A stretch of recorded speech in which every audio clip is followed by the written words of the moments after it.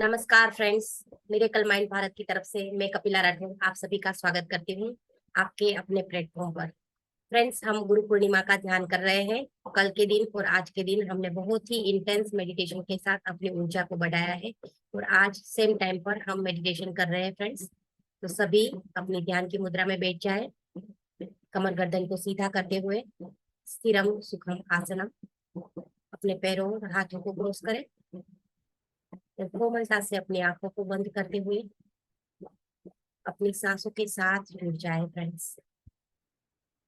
सांसें अपना एकमात्र गुरु, इसी गुरु के साथ आपको जुड़ना है। यही गुरु आपको आध्यात्मिकता की उन्नति कर शिखर तक लेके जाएगा। तो यही गुरु के साथ हम आगे बढ़ रहे हैं। आइए और अपनी ऊर्जा को बढ़ाएं। आंखों को बंद,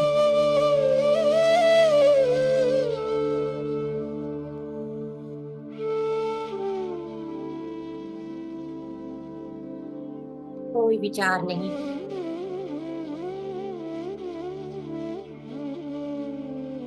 सिर्फ और सिर्फ इस म्यूजिक मेडिटेशन में हमें जुड़ना है।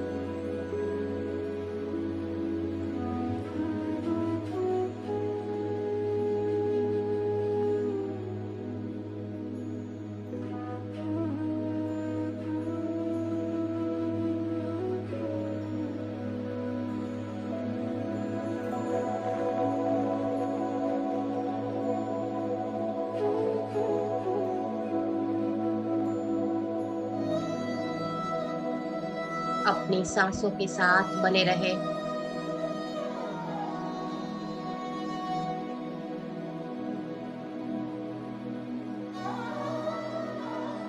सांसों को पकड़े रखे। अपनी मन की आंखों से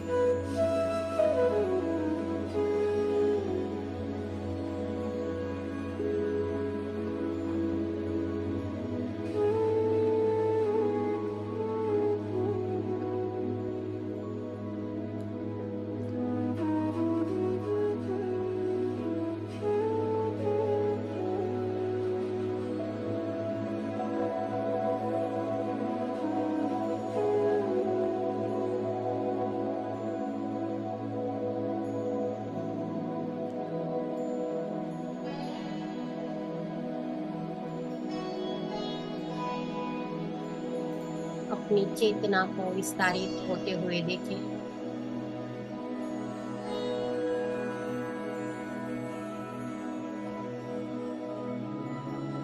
सभी दृश्य और अदृश्य जीवलोक के संत योगियों की चेतनाएं हमारे साथ उपस्थित है फ्रेंड्स।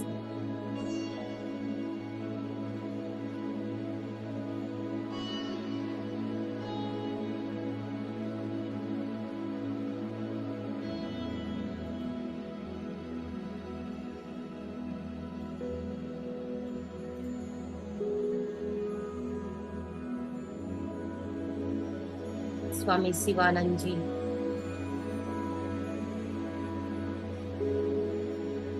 19वीं सदी के एक बहुत ही बड़े आध्यात्मिक संत रहे।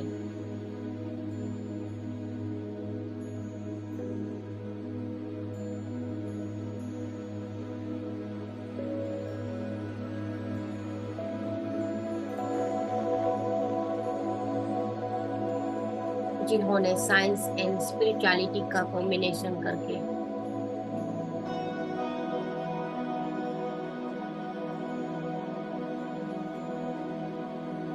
जन कल्याण को आध्यात्मिकता का रास्ता दिखाया।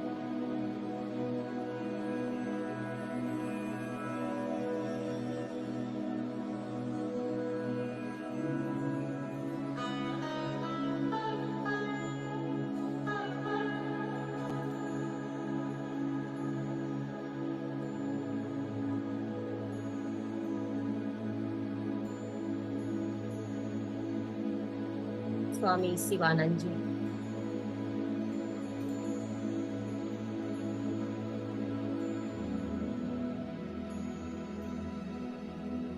खुद कृष्ण और शिव के नृत्य करते हुए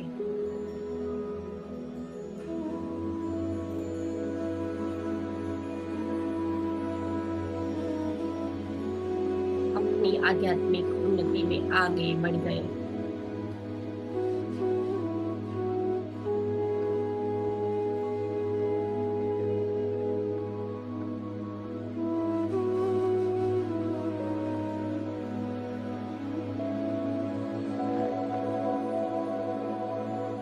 उनके द्वारा लिखित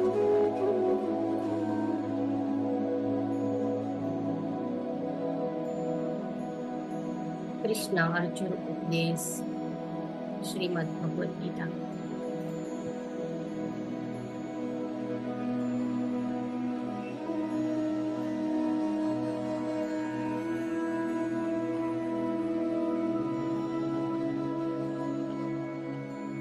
ऊर्ध्वमूलं अधः शाखम्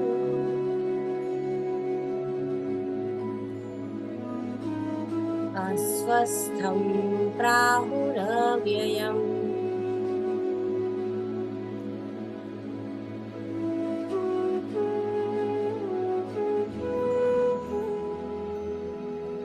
छन्दांसि यस्य पर्णानि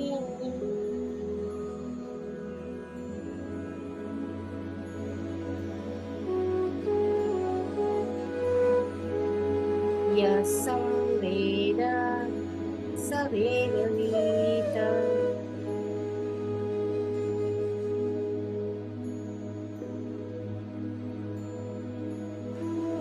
स्वामी शिवानंद सरस्वती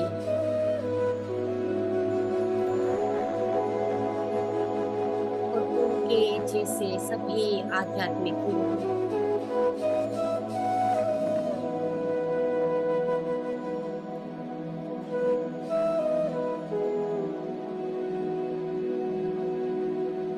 अपनी छड़ों को ऊपर की ओर देख लिया।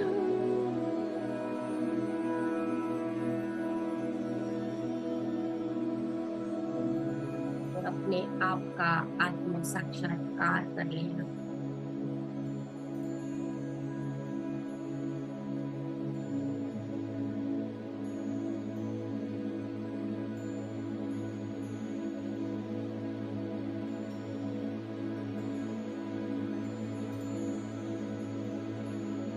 हम भी अपनी आध्यात्मिकता की इस ऊंचाइयों को प्राप्त करने के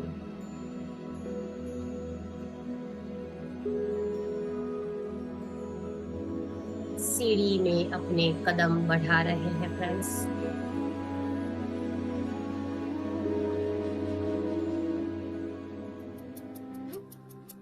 अपनी चेतना को विस्तारित होते हुए देखते जाए।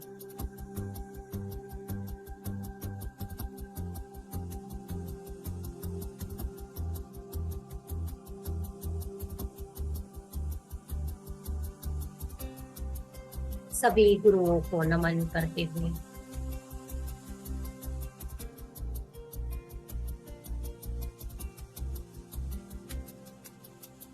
सभी की चेतना को अपनी चेतना से योग लगाते हुए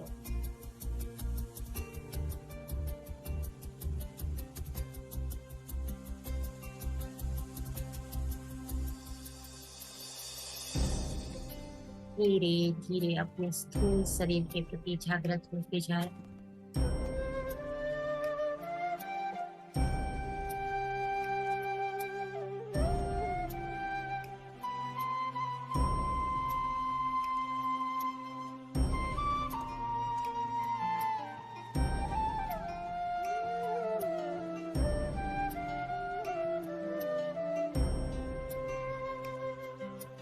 चेहरे पर प्यारी सी मुस्कान।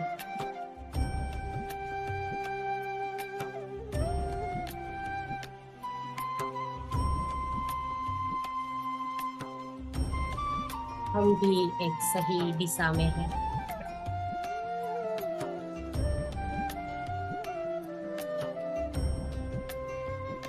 धन्यवाद करें उस ब्रह्मांड का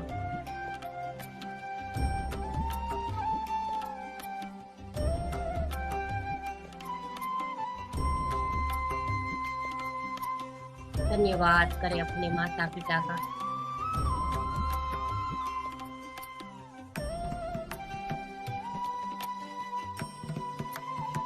धन्यवाद करें अपने स्थूल शरीर का।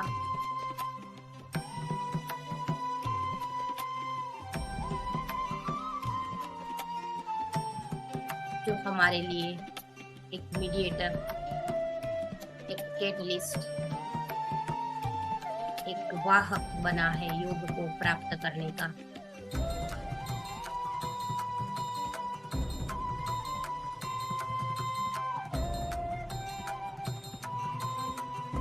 इसी भाव के साथ अपने पैरों और हाथों को हिला लें।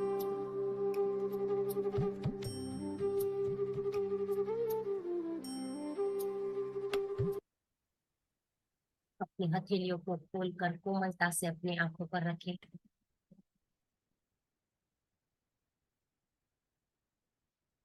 और हाथों को अपने चेहरे पर सहलाते हुए प्यार से अपने पूरे शरीर पर इस चेतना को फैलाते हुए ध्यान से वापस आ जाए friends. Thank you, thank you, thank you so much. Thank you friends. Yes friends, आशा करती हूँ इस गुरु पूर्णिमा के दिन आपको बहुत ही सुंदर ध्यान लगा होगा। और इसी ध्यान की ऊर्जा के साथ हम अब आगे ज्ञान के सत्र की ओर बढ़ते हैं। आज जैसे हमने शिवानंद जी को सुना, कल का जो हमारा सेशन रहा, तो पार्ट 1 हमने स्वामी शिवानंद सरस्वती के बारे में सुना। जो स्वामी शिवानंद सरस्वती बचपन का जिनका नाम था कुट्टू स्वामी, और वो तमिलनाडु के एक छोटे से गांव, जो नदी के किनारे गांव है, वहां पे उनका जन्म हुआ था। और सेवा में बहुत ही अपने जीवन को परिवर्तित कर दिया। मेडिसिन के स्टूडेंट रहे, वो एक डॉक्टर थे और मलाया में 7 साल तक एक हॉस्पिटल में जाके अपनी सेवाएं दी। पर जब उनको आत्म साक्षात्कार हुआ तो वापस इंडिया लौट आए। 1933 में वो इंडिया आके बस चुके थे। तो स्वामी शिवानंद सरस्वती जो योग के माध्यम से लोगों को आत्म साक्षात्कार कैसे करना चाहिए उनका ज्ञान देते हुए खुद भी आगे बढ़े, और उनके बहुत सारे शिष्यों को उन्होंने एनलाइटनमेंट दिया। तो फ्रेंड्स, ऐसे स्वामी शिवानंद सरस्वती जी, जिन्होंने डिवाइन लाइफ सोसाइटी की स्थापना की बिहार में और बहुत सारी बुक्स लिखी, ऐसी ही बुक एक है जिनके बारे में आत्म साक्षात्कार कैसे किया जाता है वो बताने आ रहे हैं हमारे साथ दिल्ली से रेणु कलावत जी। तो रेणु जी, आपका मिरेकल माइंड भारत में बहुत बहुत स्वागत है। आइए और स्वामी शिवानंद सरस्वती की टीचिंग्स और उनके ज्ञान के बारे में हमसे शेयर करें। धन्यवाद। नमस्कार कपिला जी, धन्यवाद आप सभी का जो आप योग के मार्ग पर आगे बढ़ रहे हैं। और आपको देखकर ना जाने कितनों को प्रेरणा आगे मिलेगी और मिल भी रही है। तो जैसे कि हमने कल जो पढ़ा था उनमें उन्होंने कहा है कि अगर कोई साधक योग के मार्ग पर आगे बढ़ना चाहता है तो कुछ विशेष सावधानियां कहो या चेतावनियां कहो, इनसे उसे अवगत होना चाहिए। आप योग मार्ग पे आगे बढ़ रहे हैं, जैसे कि हमारे पतंजलि मुनि जी ने भी कहा है, कुछ साधक तत्वों को ही याद कर लीजिए और कुछ बाधक तत्वों को भी याद कर लीजिए, क्योंकि ये तत्व आएंगे। और जब ये आएंगे तो जैसे कि कहा जाता है, कई साधना में तो चलते रहते हैं निरंतर निरंतर, और कई क्या करते हैं, उस साधना को थोड़ा स्टॉप कर देते हैं। तो आपको अगर कोई बाधक तत्व आते भी हैं तो उत्साह साहस के साथ आप आगे बढ़े। हाँ, हो सकता है आपकी जो स्पीड होगी वो थोड़ी कम जरूर हो सकती है, पर आपने अपनी साधना को स्टॉप नहीं करना। सपोज जैसे कि कहा जाता है किसी के बहुत अच्छे अच्छे एक्सपीरियंस होते हैं साधना के अंदर, उनको ध्यान में बहुत कुछ दिखता है, फील आता है, पर जरूरी नहीं है वो आपको भी वैसा ही दिखाई दे। तो अंदर एक मन है, मन अगर उससे प्रभावित हो गया, मन जिससे भी प्रभावित होगा, तो आप ये समझ जाइए कि आपकी साधना में वो विघ्न है। बहुत देर तक हमें किसी भी बाहरी, खासतौर पे बाहरी जो भी चीजें हैं, हमें उनसे क्या होना, प्रभावित नहीं होना। क्योंकि जैसे ही प्रभावित होंगे तो आप ये मान के चलेगा विघ्न संभव है। तो उन्होंने ये कहा है कि सबसे पहले ना अपना संकल्प और अपनी स्मृति का आप विकास करो साधना के पथ पर। संकल्प यानी कि मैं एक शुद्ध चैतन्य हूँ, मैं एक शुद्ध आत्मा हूँ। ठीक है। मन बुद्धि अहंकार और बाकी जो भी चीजें, जैसे कि बताया जाता है कि शरीर के कुछ तत्व हैं, कुछ पिछली क्लासेस में जैसे कि हमने योगानंदा जी का भी पढ़ा था कि 16 तत्व और 19 तत्व, इन सब की आपको जो पूरी जानकारी होगी तो आप इससे विचलित नहीं होंगे, क्योंकि फिर आपकी याद, क्योंकि हमें मन से परे जाना है। कौन से मन से परे जाते हैं, मंकी माइंड से बड़े परे जाना है। जो हमारा हायर सेल्फ है उससे हमें एक होना है। वो एक है, वो इस समय भी एक है, पर वो क्या है, अभी मन माया के दायरों में है। और मन माया के दायरों में जब तक हम लेसन नहीं सीख जाते तब तक हम वहां रहेंगे।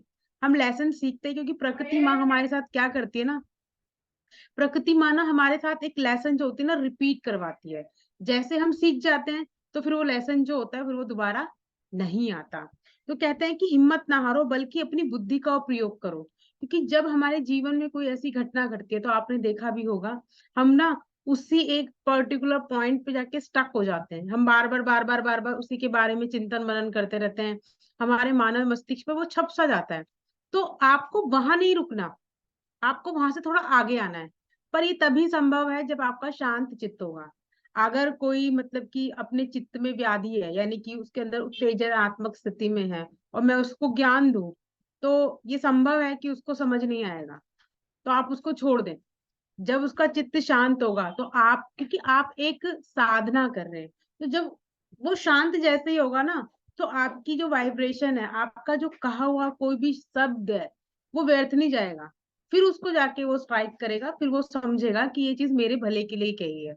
इसलिए उसका रिस्पेक्ट, मतलब कि रिसीविंग मोड पे होना बहुत जरूरी है। जैसे रिसीविंग मोड पे होगा वो बात उसको समझ आएगी। और यहाँ पे वो एक बात ये भी कह रहे हैं कि मन को शांत भी रखो, संतुलित भी रखो, साथ साथ में आप ये भी देखो कि मेरी कहाँ गलती हुई है ना। समय मिलने पर यह विचार अवश्य करें कि तुम बार बार असफल क्यों हो रहे हो।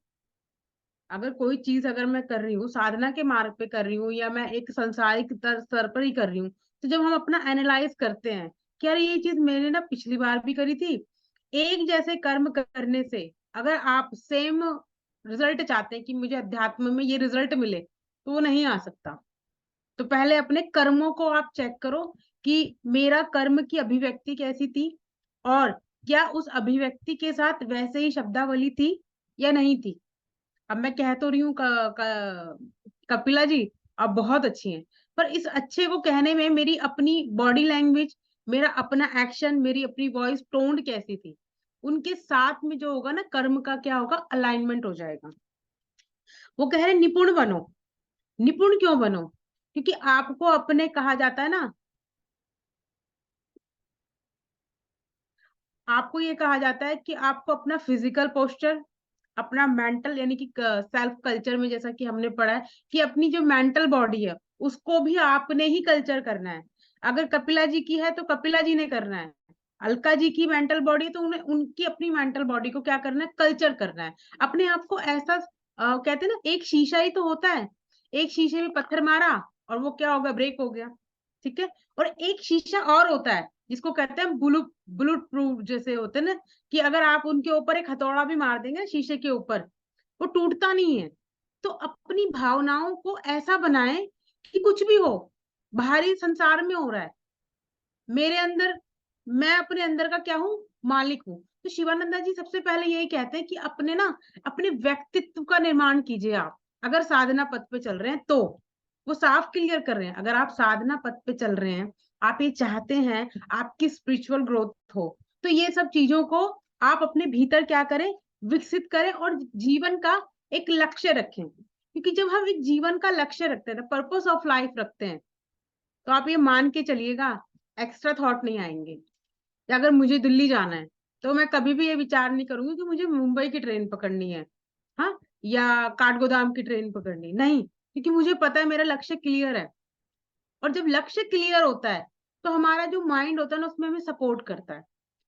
इसमें बहुत अच्छा एक उदाहरण जैसे कि पिछले क्लासेस में दिया गया था, कि सपोज एक कार है, कार का लक्ष्य है कि उसको शिवानंदा जी के आश्रम जाना है, ठीक है।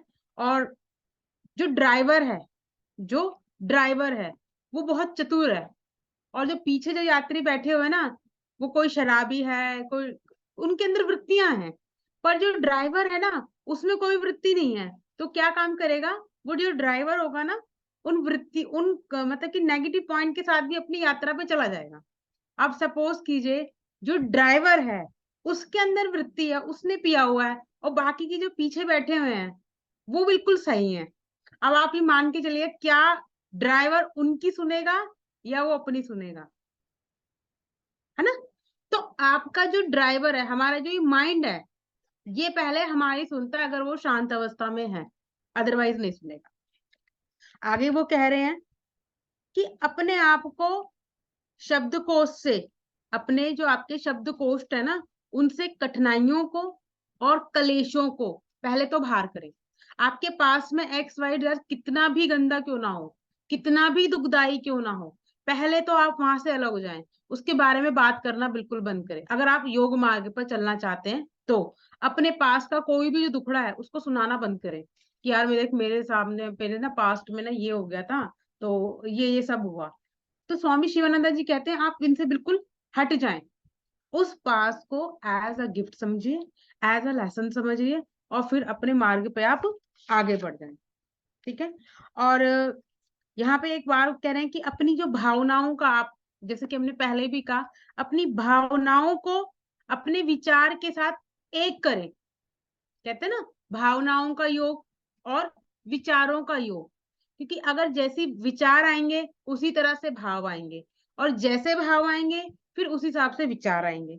तो ये आपको चेक करना है, इसका बहुत अच्छा उपाय बता रहे हैं। वो कहते हैं लिखो कि बचपन में आपके क्या विचार थे, आपकी क्या क्या अभिलाषाएं थी, कौन कौन सी अभिलाषाएं आपको उत्तेजित करती थी। यानी कि सपोज अगर मैंने पापा के साथ अगर मैं घूमने गई, पापा मुझे ना ये आइसक्रीम चाहिए, मतलब चाहिए, मुझे नहीं पता, चाहे मेरे पिताजी के पैसे से पैसे, तो आप उन सबको जब रिकॉल करेंगे ना, तो आपको ये पता चल जाएंगे अंदर तह में कितनी वृत्तियों के साथ में आपका जो भाव अटका हुआ था।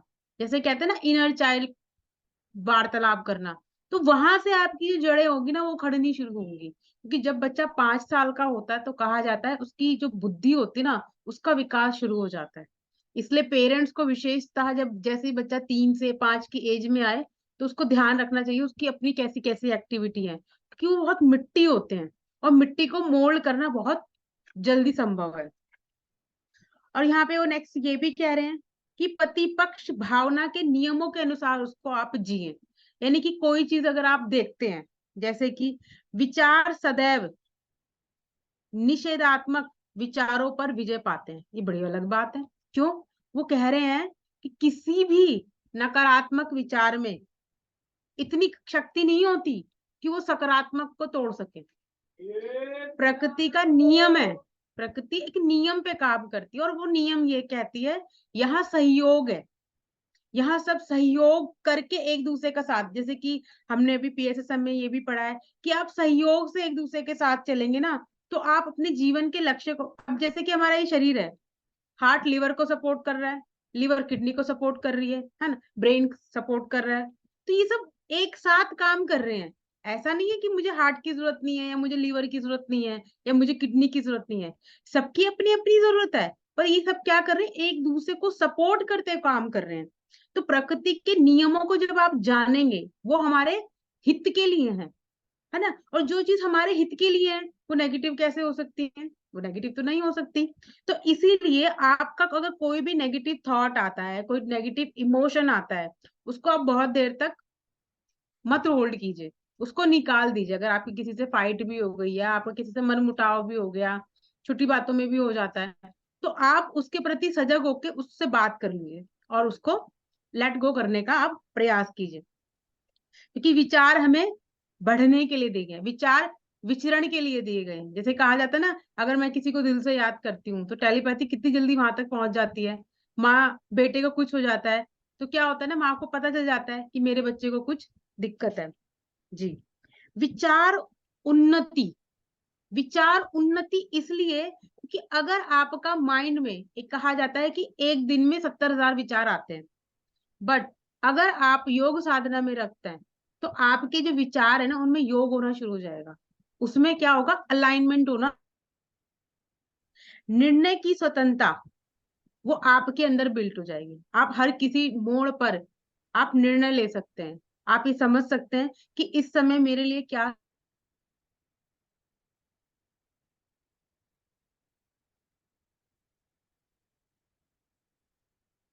ये रेणु जी की आवाज आ रही है? हाँ, तो जैसे स्वामी शिवानंद सरस्वती कहते हैं कि मेन फोकस हमें कहाँ पे करना चाहिए, हमारी माइंड की, हमारी जो ब्रेन की एक्टिविटीज जो है, जो ब्रेन है वो हार्डवेयर है, माइंड जो है वो हमारा सॉफ्टवेयर है। तो सॉफ्टवेयर पे जो जो भी इफेक्ट होता है उससे हमारे लाइफ में परिवर्तन आना स्टार्ट हो जाता है। तो मेन, अगर आप स्पिरिचुअलिटी में आगे बढ़ना चाहते हो तो सबसे पहला आपका कार्य क्या होना चाहिए? सर्विस। उन्होंने सर्विस पर बहुत फोकस दिया है कि निस्वार्थ भाव से आप सेवा करो, तभी आप स्पिरिचुअलिटी में उन्नति कर पाओगे। तो सर्विस का महत्व उन्होंने बहुत दिया है। फिर उसके बाद वो लव की बात करते हैं कि अनकंडीशनल लव, सब में अपने भाव को प्रेरित करो कि मुझ में जो है वही सामने वाले में है। तो ऐसे ही एहसास के साथ जैसे खुद को प्रेम करते हो तो सामने वाले को भी प्रेम करो, ऐसी लव की उन्होंने बात की है। फिर उन्होंने गिव की बात की है, दो, जितना शेयर करोगे उतना बढ़ेगा, और आप अनंत हो, आपके पास जो भी है वो ऑलवेज अनफुलफिलमेंट के साथ रहेगा आपके पास। आपको कभी भी आपका पात्र खाली नहीं मिलेगा, आपके पास बढ़ता ही जाएगा, बढ़ता ही जाएगा। तो आप गिव, देने की भावना से प्रेरित हो। फिर प्यूरिफाई, जो भी आपके विचार है उसको प्योरिटी के साथ प्यूरिफाई करो, मतलब शुद्ध करते जाओ, उनकी वो बात कर रहे हैं। फिर अगेन वो कह रहे हैं कि वो सब कहाँ से होगा? मेडिटेशन से। तो मेडिटेशन पर भी उन्होंने बहुत जोर दिया है कि ध्यान करना चाहिए, ध्यान के साथ साथ अपने आत्म की शुद्धता और अपनी चैतन्यता को बढ़ाना चाहिए। और लास्ट वहीं से क्या आ जाएगा फ्रेंड्स हमारे साथ? सेल्फ रियलाइजेशन आ जाएगा, आत्म साक्षात्कार आ जाएगा। तो ये 6 चीजों को उन्होंने बहुत बढ़ावा दिया है। अगेन सबसे स्टार्ट करते हैं हम, जो है सर्विस, फिर लव, फिर give, then purify, meditate and realise. तो ये सारी चीजों को हम करते जाएंगे, स्टेप बाय स्टेप प्रोसेस है ये। अब अगर हम करते जाएंगे तब हम आध्यात्मिकता की चरम सीमा तक पहुंच जाएंगे। यस रेणु जी, कंटिन्यू। सॉरी, वो इंटरनेट चला गया था जी। वो कह रहे हैं कि जब आप अपनी संकल्प और अपने स्मृति का विकास करना चाहते हैं आध्यात्मिक क्षेत्र पर, तो उन्होंने सबसे ज्यादा जो बुक रिकमेंडेड की है, एक तो ब्लिस डिवाइन की है, और श्रीमद् भगवत गीता जो पीएमसी पे रोज सुबह मॉर्निंग में होती है।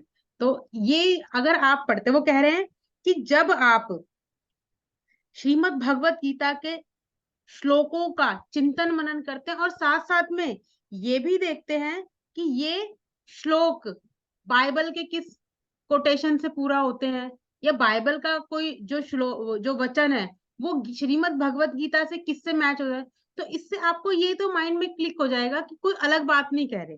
तो कह रहे हैं जब इनके श्लोकों को आप वैराग्य, सदाचार और गुणों का विकास, तपस्या के 3 भेद, भोजन के 3 भाग, इन सब का जब आप चिंतन मनन करते हैं ना, तो आपके अंदर क्या होता है, प्रज्ञा का विकास होता है। जैसे कहते हैं ना समाधि प्रज्ञा, तो जब तक आप उस चीज को पाएंगे नहीं या उस स्टेज को छू नहीं पाएंगे, तो आप आध्यात्मिकता में इंटरनली जो आपकी जो जर्नी है ना, वो प्रॉपर नहीं मानी जाएगी। क्योंकि अंदर का जो ठहराव है ना, वही ताकत है। अंदर का जो ठहराव है वही आध्यात्मिक सीढ़ी भी है। जब मन में कुछ अच्छे विचार प्रकट होते हैं और जब विशेष विचारों का उदय होता है, जैसे कि कहा जाता है कि मुझे ना एक ना डिवाइन थॉट आया। डिवाइन थॉट कहाँ से आ गया? इंद्रियों से तो नहीं आ सकता डिवाइन थॉट, क्योंकि इंद्रियां तो संसार की होता है, संसार के लिए काम करती हैं। तो हमारी ही चेतना का एक हिस्सा, जैसे कि हम जब सो जाते हैं, शरीर पड़ा रहता है, यानी कि चेतना कहाँ गई? मुझे चाहे मेरे सर में बहुत दर्द हो, मेरे पैर में चाहे मैं बहुत दर्द से पीड़ित हूँ, बट जैसे ही मैंने उस डायमेंशन को चेंज किया, यानी कि मैं शरीर की चेतना से हट गई, तो कहाँ मैं पहुंच गई? जहां मुझे भान ही नहीं है मैं शरीर हूँ। सोते समय किसको भान होता है कि वो पुरुष है या स्त्री है?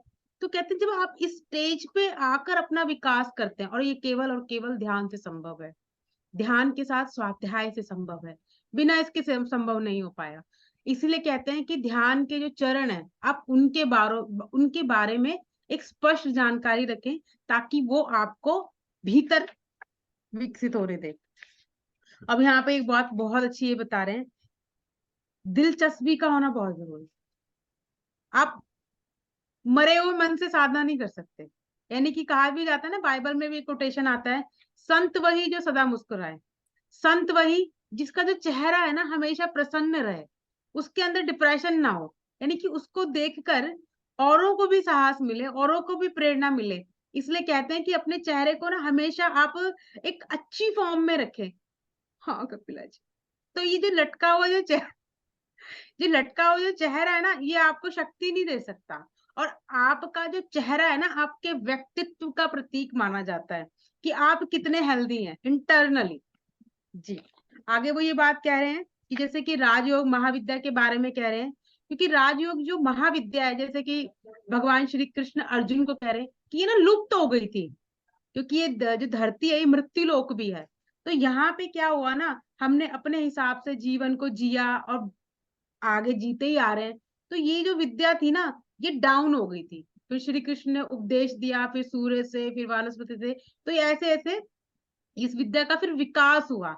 क्योंकि धरती पर अगर ये विद्या आगे नहीं बढ़ाई गई, इसका प्रचार प्रसार नहीं किया गया, तो आत्म उन्नति के जो दरवाजे है ना, वो थोड़े से डाउन चले जाएंगे। इसलिए आप देखो, हर संत इस बात को कहता है कि अपने आप को जानो, अपने आप के अंतर को पहचानो। आप केवल शरीर तक मत सीमित हो जाएं, ये स्थूल है, इसके बाद है सूक्ष्म, सूक्ष्म के पास है कारण, कारण के बाद आपका जो रियल स्वरूप आता है। इसलिए महर्षि पतंजलि मुनि जी भी कहते हैं, तदादष्टु स्वरूप अवस्थानम। आपको यहाँ रुकना है, आपको यहाँ पे अपना प्रोग्रेस करना है, तब जो वृत्तियां जो सारूप मृत्यता है ना, वो उनका खेल आपको समझ आएगा। लगती मित्र जैसी हैं, पर है कोई भी मित्र जैसी नहीं है।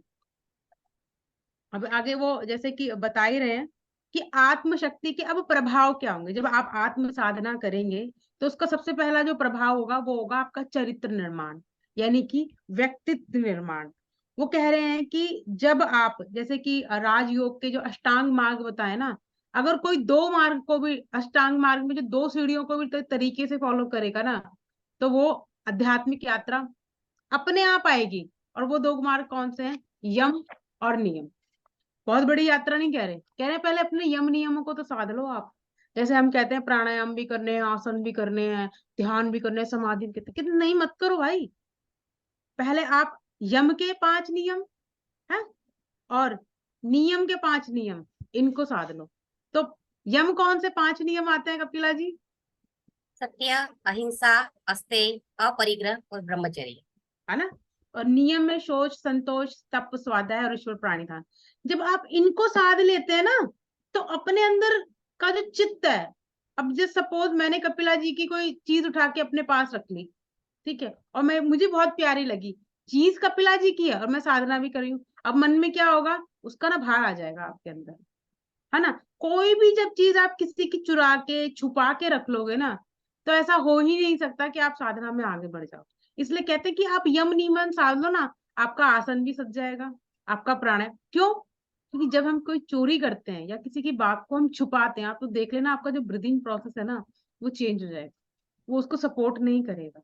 इसलिए आप यम नियमों को साधते चलें, और यम नियमों की पहली सीढ़ियों को जब हम साध लेते हैं, तो बाकी की जो सीढ़ियां कहते हैं अपने आप आती हैं, अपने आप विकसित हैं वो, उनको विकसित करने की जरूरत नहीं है। हम ध्यानी हैं, हाँ, हम समाधिस्थ हैं, वो सब हैं। पर जो अगर आपने वो बेस छोड़ दिया, तो फिर आप बहुत, कहते हैं ना कि अगर कोई मकान का हम निर्माण भी कर रहे हैं, उस मकान के निर्माण में अगर नींव गहरी है, चाहे कितने भूकंप आ जाए, वो गिर नहीं सकता। इसलिए वो कह रहे हैं चरित्र निर्माण में सबसे पहला और सबसे आवश्यक जो मूल तत्व जो बता रहे हैं स्वामी शिवानंदा जी, वो कह रहे हैं ब्रह्मचर्य। ठीक है, यानी कि आप सबसे पहले ब्रह्मचर्य का पालन करें। ब्रह्मचर्य का क्या होता है? यानी कि जो यूनिवर्स, यानी कि जो प्रकृति की जो दिनचर्या है, वो भी फॉलो करें। और जो ब्रह्मचर्य का अर्थ होता है, यानी कि अपनी जो ताकत है उसको ऐसे ही वेस्ट नहीं कर देना, किसी और के संसार के द्वारा या किसी और के XYZ के द्वारा। तो आप जब उसमें रहेंगे, व्यक्तित्व विकास की उसकी अटूट साधना में टूटे घड़े में पानी भरने के समान है, अगर कोई ब्रह्मचर्य का विकास नहीं कर रहा। इसलिए वो बार बार इस चीज पे फोकस कर रहे हैं।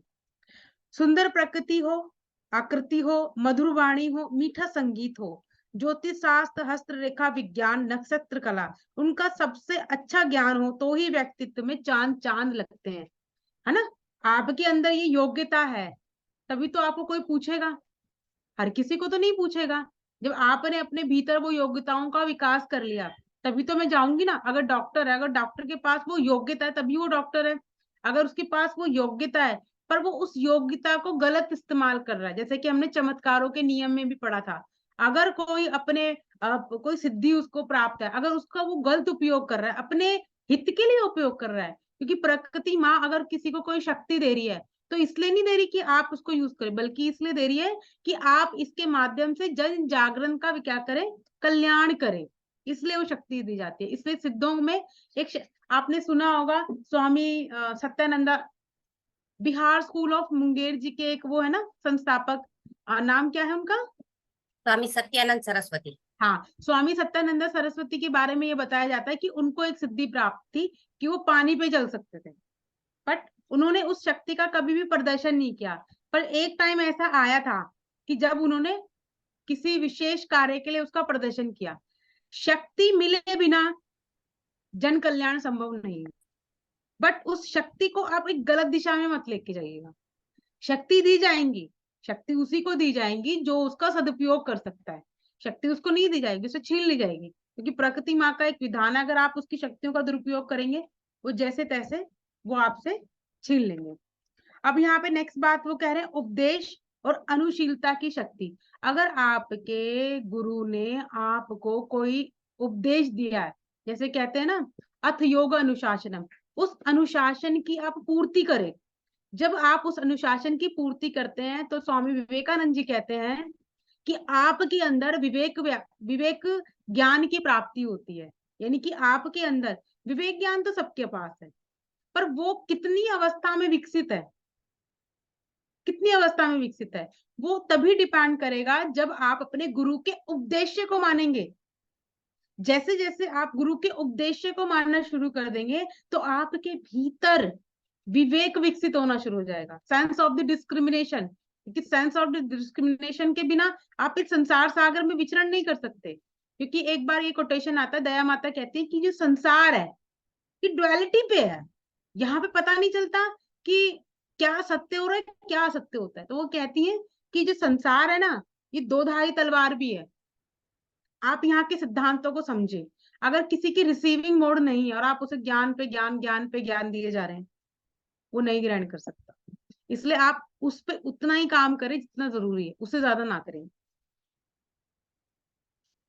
नेक्स्ट वो ये कह रहे हैं योग की अभ्यास माला का वो यहाँ पे वर्णन कर रहे हैं। वो कह रहे हैं कि परमात्मा को कभी ना भूलें। प्रातः काल अगर आप योग साधना में हैं, तो वो कह रहे हैं कि ब्रह्म मुहूर्त में उठ जाएं और ध्यान करें। अपनी आध्यात्मिक डायरी जो है ना, उसको रखना ना भूलें। नित्य कर्मों में ढील ढाल ना दे, प्रोकास्टिनेशन पे नहीं आए। आपने जो काम करना है योग के अनुसार उस काम को कर लीजिए। ये नहीं कि मैं आज कर लूंगा या मैं कल कर दूंगा, उसके ऊपर ना जाए। दान देना ना भूलें। अपनी आय का 10 अंश जरूर डोनेट करें, जरूर डोनेट करें। क्यों डोनेट करें? क्योंकि जितनी भी आध्यात्मिक संस्थाएं वो जीव कल्याण के लिए कार्य करती हैं। तो देखो, जीव कल्याण के लिए कार्य करती हैं तो डोनेशन तो चाहिए, पैसा तो चाहिए ना। तो इसलिए हर कोई कहता है कि अपनी आय का 10% आप दो। आप ये मान के चलेगा जब आप दिल से देंगे ना, आपको कभी भी हार्ट डिजीज नहीं आएगी, क्योंकि आपने दिल से दिया। जो डोनेशन नहीं देते उनको किसी ना किसी प्रकार की दिक्कत रहती रहती है। इसलिए हमने, जब हम डॉक्टर से पूछो को ग्रुप में कर रहे थे, तो सर ने मुझे बोला कि आप इसको पूछो इसने लास्ट डोनेशन कब दिया था। तो मैंने कहा ये बड़ा अटपटा सा क्वेश्चन है, क्योंकि डोनेशन का बहुत गहरा संबंध होता है। कहा जाता है हम जो आय कमा रहे हैं ना, उसमें कुछ ना कुछ मिलावट भी हो सकती है। तो पर जब हम डोनेशन दे देते हैं ना, तो सदगुरु अपने पे लेके उसको शुद्ध कर देते हैं। इसलिए जरूर ग्रहण।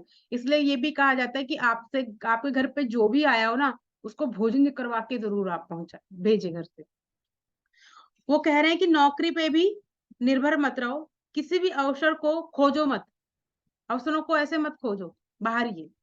इंद्रियों के दास मत बनो, संसारी प्रवृत्ति वाले व्यक्तियों से मिलो जुलो मत। जब आपको ये पता चल जाए मेरी ये फ्रेंड है, ये ना बहुत ज्यादा मिस्टीरियस थिंग्स में है, इससे मत मिलो। स्वामी शिवानंदा जी कह रहे हैं, ठीक है। समय बर्बाद मत मत करो, क्योंकि समय जो है ना हमारा सबसे कीमती गहना है, उसको हमें अब ये टाइम पीरियड है, वो हम चाहते थे तो हम कुछ भी बात करके, व्हाट्सअप देख के या कुछ बाहर घूम कर हम इस समय को व्यर्थ कर देते। पर कपिला जी ने इतना सुंदर प्लेटफॉर्म तैयार किया है कि ये टाइम आप ऐसे यूटिलाइज करें, अपनी आध्यात्मिक जर्नी की तरफ यूटिलाइज करें। वो ब्रह्मचर्य के बारे में ये कह रहे हैं कि वीए नष्ट मत करो, क्योंकि वीए जो उसका जो निर्माण होता है, इसके लिए कहा जाता है 40 दिन का प्रोसेस लगता है। ज्यादा बच्चे पैदा मत करो, किसी भी स्त्री पर कामुक दृष्टि मत रखो, स्त्रियों के संपर्क में ना रहे और ना ही स्त्रियां पुरुषों के संपर्क में रहे। जैसे मैंने कल बताया था, डिवाइन लाइफ सोसाइटी में बहुत रेयर है कि किसी भी पुरुष का और स्त्री का आमने सामने होना।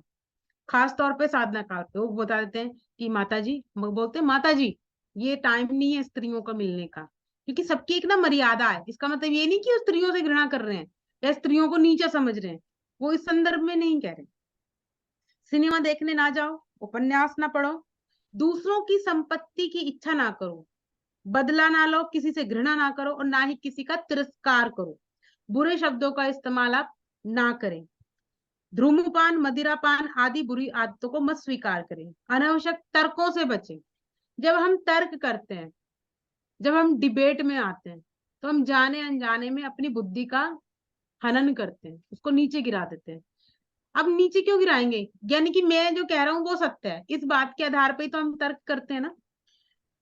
वो कह रहे हैं कि नमक मिर्ची लगाकर कभी भी किसी की बात को आप प्रदर्शित ना करें, विनाशकारी परामर्श ना दें, रहस्य की कोई भी बात अपने अंदर ना छोड़े, दूसरों को देखकर जलो बुनो मत। और वैराग्य के बारे में उनके क्या दृष्टिकोण है? संसार के कष्टों को ना भूल जाओ, आराम तलब बनने की कोशिश मत करो, मृत्यु को कभी भी मत भूलो। हमें कब जाना पड़ जाए आपको नहीं पता। जैसे हर चीज की एक्सपायरी डेट होती है, पर यहाँ पे हमें पता ही नहीं अभी 2 घंटे बाद या अभी 2 मिनट बाद मेरे साथ क्या हो जाए मुझे भी नहीं पता। तो मृत्यु को मत भूलो, जैसे ईश्वर को भी मत भूलो। समाचार पत्र मत पढ़ो, अपने दुख के निवारण के लिए प्रयत्न मत करो। अब अपने दुख के लिए निवारण के लिए प्रयत्न मत करो, बल्कि आप दूसरों के दुख में उनके सहायक बन जाओ। तो आपके दुख जो होगा ना वो अपने आप निवारण हो जाएगा। आपने पास संग्रह मत रखो। अनुशासन के बारे में वो क्या कह रहे हैं कि अधिक मत बोलो, अधिक मत हंसो, एक क्षण भी व्यर्थ मत गवाओ, अपने पेट को ठूस ठूस कर मत भरो, क्योंकि इससे क्या होगा, हमारा जो स्थूल शरीर है वो खराब हो जाएगा। किसी भी समय सुस्ताओ मत, सदा बीमारी का विचार अपने मन में ना रखो, प्रकृति के नियमों की अवहेलना ना करो, अधिक श्रम मत करो, अधिक उपवास मत करो और मौन धारण करना ना भूले, शरीर का भी मौन और अंतर का भी मौन। क्योंकि ये एक ऐसे कुछ टूल्स हैं, कुछ ऐसे हमारी टेक्निक है जिनको आप अपनाकर अपने जीवन में आध्यात्मिक मार्ग पर क्या कर सकते हैं, आगे बढ़ सकते हैं। आगे वो ये कह रहे हैं कि आनंद और शांति का जो मार्ग है ना, वो किस पे डिपेंड करता है। वो कहते हैं आशा मत रखो, है ना, किसी से ये अपेक्षा मत रखो कि ये आपके लिए कुछ कर देगा। कहते हैं ना अप्पो दीपो भव, तो आप उस भाव में रहो। दूसरों द्वारा किए गए अन्याय को अपने मन में मत रखो, उसने मेरे साथ गलत कर दिया। आज मैं यही सोच रही थी कि जजमेंट में और ये देखने में, विवेक में क्या अंतर है, तो मुझे बहुत सुंदर आंसर आया। जजमेंट हमेशा नेगेटिव में जाएगा, और जो विवेक है ना, वो एक पॉजिटिव थिंकिंग में जाएगा कि हाँ ये ठीक है और ये ठीक नहीं है, इसके साथ मुझे इतना लिप्त होना है और इतना दूर रहना है। तो ये क्या हो गया, ये विवेक दृष्टि है। जजमेंट क्या कहेगा, इसने लास्ट टाइम भी ऐसे किया था, वो नेगेटिव फॉर्म में चला जाएगा। तो इस हिसाब से हमें रहना चाहिए। जो बीत गया उस पर शोक ना करे, जैसे कि पास्ट। भविष्य की योजनाएं मत बनाओ, किसी भी हालात में क्रोध मत करो, क्योंकि क्रोध जो होता है ना, आपकी ऊर्जा को सबसे ज्यादा खाता है, अपनी ऊर्जा को खत्म कर देता है। अपने आप को बहुत बड़ा मत समझो, अपने आप को इतना हाई फाई मत समझो कि आपके सामने कोई अपने भाव भी, विचार भी प्रकट करने से डरे। ठीक है, आप एक जज हो सकते हैं, पर आप जज कहाँ हो सकते हैं, जज वाले रूम में। ठीक है, और अगर ये आप डिवाइन लाइफ सोसाइटी है फ्रेंड्स। थोड़े उसके पिक्चर्स मुझे मिले हैं, तो आप देख लीजिए। यहाँ पे जो है स्वामी शिवानंद सरस्वती की समाधि है। तो ये जो टीचिंग्स उनकी बुक्स वगैरह में हर जगह पे लिखे हैं, वो यहाँ पे भी लिखे हैं, क्योंकि उन्होंने वेदांता का बहुत प्रचार किया, योग का बहुत बहुत प्रचार किया। तो उनके सारे जो ये समाधि स्थल है वहाँ पे वो टीचिंग्स भी लिखी गई है। ये है होली समाधि श्रेण। ये अंदर की तरफ उनको ये गुरु मंदिर कहते हैं ये लोग, जो उनके फॉलोअर्स है और डिवाइन लाइफ सोसाइटी से जुड़े हुए हैं। तो ये गुरु मंदिर का ये पूरा दरवाजा है और वहां से एंट्री है। और ये सारी जो जगह है ऋषिकेश में प्रकृति के सानिध्य में बनी हुई है। पूरा आप तो देख सकते हैं कितनी सारी ग्रीनरी है, आसपास पहाड़, और ये सब आश्रम के आसपास का जो एरिया है बहुत सारी वहां पे ग्रीनरी है, और पूरे प्रकृति के सानिध्य में ये इस आश्रम को बनाया गया है। ये सभी चीजें यहाँ पे मौजूद मौजूद है, और उनकी जो आश्रम की ये स्थिति है वहाँ पे बहुत शांति, बहुत सुकून मिलता है। और हर एक आश्रम की दीवार पर स्वामी शिवानंद जी की टीचिंग्स को दर्शाया गया है, और वो क्या क्या कहते थे, लोगों के साथ उन्होंने क्या क्या किया, वो सभी चीजें वहाँ पे बताई गई है। इनको जन डॉक्टर कहा जाता था, लोगों ने उनको नाम दिया था जन डॉक्टर करके, सो कि ये सकते लोगों हैं के आप। डॉक्टर है। अपना खाना आप जल्दी ले 7 साढ़े 7 बजे तक, और उसके 3 घंटे के बाद आप ये वैज्ञानिक संस्कार निम्न, उनके जो 7 संस्कार है वो उन्होंने टीचिंग्स के साथ बताए हैं। स्वस्थ संस्कार, शक्ति संस्कार, आचार संस्कार, इच्छा संस्कार, हृदय संस्कार, आत्म संस्कार, आध्यात्मिक संस्कार, ये 7 संस्कार उनकी टीचिंग्स है। तो ये भी फ्रेंड्स हम जान ले, बस यहाँ तक है। और आगे जो भी हमने सीखा समझा, वो यहाँ पे हम एंड करते हैं मेरे ख्याल से। रेणु जी, अभी आपके पास कितना टाइम है? 2-5 मिनट में कंप्लीट हो जाएगा? ठीक है, आप म्यूट हो। अच्छा, तो इनकी जो सबसे ज्यादा जो फेमस बुक बताई थी, इसमें जब से ज्यादा वो बांटते थे, वो डिवाइन ब्लिस बांटते थे। वो कहते हैं कि जब आप डिवाइन ब्लिस पढ़ते हैं, उससे जुड़ते हैं ना, तो आपके अंदर ऐसे भाव भंगिमा जो होती है ना, वो डेवलप होती है। हाँ, जो हमारी ये श्रीमद् भगवत गीता, इसके बारे में हम बात ही कर रहे हैं, जो डेली स्वाध्याय हम मॉर्निंग में करते हैं। और बाकी मैं इनके बारे में कल भी बताई थी। ये है स्वामी विष्णु देवानंदा जी, जिनका जो योग के प्रति, आसनों के प्रति ज्यादा व्याख्यान मिलते हैं, जिन्होंने आसनों को सबसे ज्यादा ऊपर लेके गए हैं। इनका योग साधना से ज्यादा प्रभाव शरीर पर रहा। वो कह रहे हैं कि जब शरीर स्वस्थ रहेगा तभी आप योग मार्ग पे आगे बढ़ पाओगे। और इन्होंने जो बेसिक 12 आसन, जैसे मैंने कल भी उसका जिक्र किया था, इन्होंने बेसिक 12 आसन करवाए हैं, और जिसके बेस पे आप अपने एक एक चक्रा को हील कर सकते हैं और उनको आप शुद्ध कर सकते हैं। जो बेसिक आसन में, ये जो 12 बेसिक आसन है, इसमें सूर्य नमस्कार करवाया जाता है सबसे पहले, जो कि 12 राउंड किए जाते हैं। उसके बाद सबसे पहले ये कहते हैं क्राउन चक्रा को आप हील करो। तो ये ना ऊपर से, यानी कि हेड से टो तक जाते हैं। तो सबसे पहले ये करवाते हैं हेड स्टैंड, उसके बाद सर्वांगासन, हलासन, और उसके बाद लेकर आते हैं मत्स्य आसन, पश्चिमोत्तानासन, भुजंग आसन, मकर आसन, क्या है ये, तलुकासन, हाँ शलभासन, धनुरासन। शलभासन और धनुषासन, अर्धमध्यशासन और बाक पोज, पादहस्तासन और ये यस, त्रिकोणासन। तो ऐसे 12 आसनों का पूरा सेट होता है और वो सूर्य नमस्कार करवाते हैं। उनको भी हील करते हैं। अच्छा, ये मैंने ना अपने जब हम उस आश्रम में थे तो उनकी कुछ पिक्चर है, वो भी मैंने ऐड की है इसमें। यहाँ इन आश्रमों में सबसे बड़ी बात क्या होती है ना, कोई भी मंत्र को मानते हैं। तो इस आश्रम में क्या है ना, ये जो ब्रह्मा अर्पणम, ब्रह्म हवि, तो इस मंत्र को ज्यादा रिकमेंडेड किया जाता है कि यानी कि हम जो भी कुछ ग्रहण कर रहे हैं, कुछ भी ले रहे हैं ना, वो ब्रह्म का ही है। तो ये जरूर बोला जाता है यहाँ पे। ये हमारी कुछ वहाँ की यादें हैं। बाकी उनकी एक सबसे फेमस जो प्रेयर है वो यही है कि हे प्रभु आनंददाता, ज्ञान हमको दीजिए, शीघ्र सारे अवगुणों को दूर हमसे कीजिए, तथा हम सदाचारी बने और आत्मरक्षक के पुजारी मैं बने। बोलूं इस प्रार्थना को। हाँ जी। हे प्रभु आनंद दाता, ज्ञान हमको दीजिए, छोड़ देवे छल कपट को, मानसिक बल दीजिए, वेद की बोले ऋचाए, सत्य को धारण करे। तो thank you friends, thank you so much. बहुत ही अच्छे से रेणु जी ने ये सब कुछ बताया। और स्वामी शिवानंद जी को जानना समझना हो तो आप उनकी बुक्स भी पढ़ सकते हो, बहुत सारी उनकी बुक्स आपने है। ये जो मेडल लिया वो किस बुक में से लिया आज? ये कल आत्म बताया तो कल साक्षात्कार मेरा और छूट गया था। सफलता के रहस्य और आत्म साक्षात्कार। अच्छा, सफलता हाँ, के रच। तो उनका आप जो एक बुक है रेणु गुरु जी, आप तत्व वहाँ करके कितने जो दिन बुक रहे है वो आश्रम बहुत में? सुंदर बुक है। गुरु